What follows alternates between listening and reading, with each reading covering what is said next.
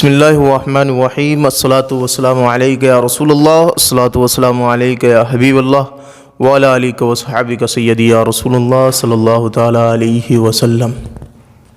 3 رمضان المبارک بمطابق 27 اپریل 2020 بروز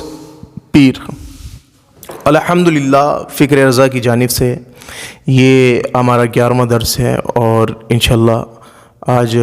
کی گفتگو اس متعلق ہے کہ اگر کوئی اس طریقے کا جملہ ادا کرے رب کے لیے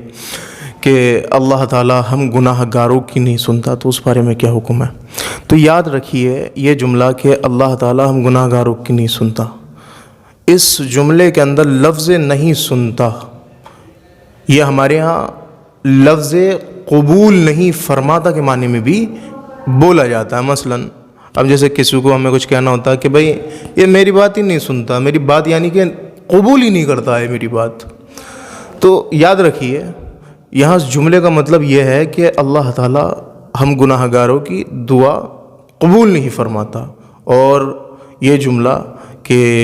اللہ گناہ گاروں کی نہیں سنتا، سورہ مومن کی آیت نمبر 60 کے حصے ادعونی استجب لکم، تم مجھ سے دعا کرو میں قبول کروں گا، کہ خلاف ہونے کی وجہ سے گمراہی پر مستحمل ہے،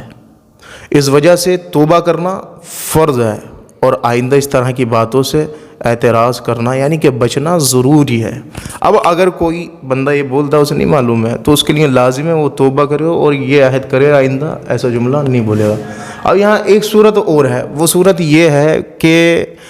اگر کسی نے بولا اور اس کے بولنے میں اس کی نیت یہ ہے کہ اس کی نیت جو ہے وہ یہ ہے کہ وہ اللہ پر اعتراض کر رہا ہے جملے میں کہ بھائی میری تو دعا ہی نہیں قبول ہوتی، وہ میری کبھی دعا ہی نہیں قبول کرتا، وہ رب کی ذات پر اعتراض کر رہا ہے، اس کی نیت رب کی ذات کو ٹارگٹ کرنا ہے، اعتراض کرنا ہے، تو اس صورت میں یہ صریح کفر ہے۔ اور جو میں نے پہلے پچھلی صورت بتائی ہے اس کے اندر کیا ہے اسے معلوم نہیں ہے، اس نے بول دیا اپنی جاہلیت کی بنا پر یا کم علمی کی بنا پر، اور تو اس صورت میں کیا ہے سخت گناہ ہے، اور توبہ کرنا کیا ہے فرض ہے، اور آئندہ اس طریقے کے جملے سے بچنا کیا ہے ضروری ہے۔ ضروری کا مطلب کیا ہوتا ہے؟ مطلب ضروری کا مطلب یہ ہوتا ہے کہ لازم ہے، بچنا ہی بچنا ہے اس کو، ٹھیک ہے۔ اور جو دوسری صورت ہے، دوسری صورت میں اگر اعتراض کی نیت ہے تو یہ صریح کفر ہے اور کوئی پھر راستہ نہیں ہے۔ حالانکہ دونوں ہی طریقے سے خسارہ ہے اس کے اندر، پہلی صورت میں بولیں گے تب بھی،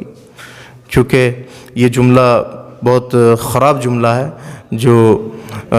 بولنا جو ہے بہت زیادہ غلط اور گناہ کا باعث ہے، اور دوسری صورت میں تو آپ کو یہ اسلام سے خارج ہی کر دے گا، کیونکہ رب کی ذات پہ اعتراض کرنا کفر ہے۔ اور جب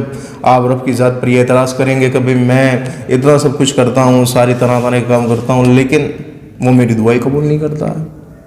تو اب دعا قبول نہ کرنا میری نہیں سنتا، تو یہ تو آیت کا بھی انکار کرنا ہو جائے گا اس میں۔ جب آیت کا انکار کرنا ہوگا تو دیکھیں یہاں پہ کتنے پھر کفر پائے جائیں گے، قرآن کی آیت کا انکار کرنا پایا جائے گا، رب پر اعتراض کرنا پایا جائے گا، تو اسلام سے پھر کوئی واسطہ نہیں رہے گا ایسے شخص کا جو اس طریقے سے اعتراض کرے۔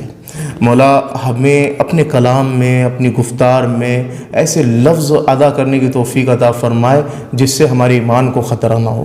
اور ایسی گفتار ہمیں عطا فرمائے جس سے تو بھی راضی ہو مولا اور تیرا حبیب بھی راضی ہو۔ مولا ہمارے ایمان کی عقائد کی حفاظت فرما، ہمیں بد عقیدہ اور شیطان کے مکر و فریب سے محفوظ فرما، ہمیں علم نافع عطا فرما۔ طالب دعا محمد گلفام رضا برکاتی۔